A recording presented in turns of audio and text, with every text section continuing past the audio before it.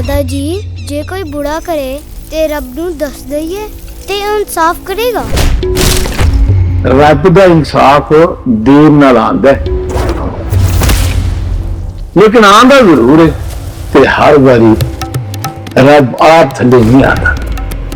वो आपदे बंदे चुन लेंदा इंसाफ करने वास्ते। बुल्ला जालमा लई रब दा कहर है ते मजलूमा लई रहमत।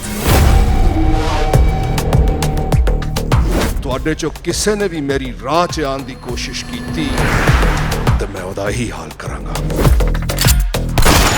जिथे शाहू जांदा है उत्थे सिर्फ बूम लाशां टिकदियां ने।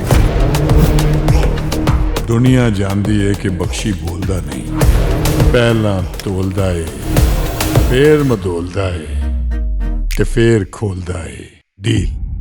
दहशत फकीरा दी, थां फकीरा दी, ज़बान फकीरा दी।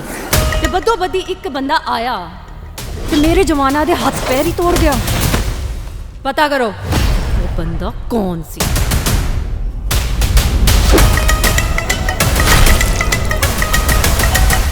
बुला मैं तेरे बिना रह नहीं सकती बोलिया, पर जिस निजाम नू तू मुकान दी कसम खाती उथे सिर्फ मौत ही मौत है।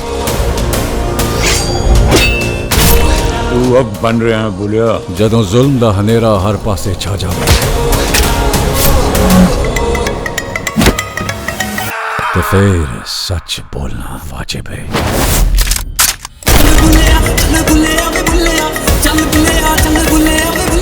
अव्वल ते बुला लड़दा नहीं, जे लड़ पवे ते छड़दा नहीं।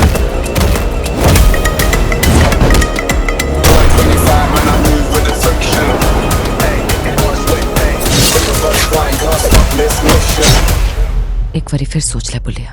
ना बुल्ला होवे लहू च गैरत होवे ते मौत आप राह छड़ देंदी है।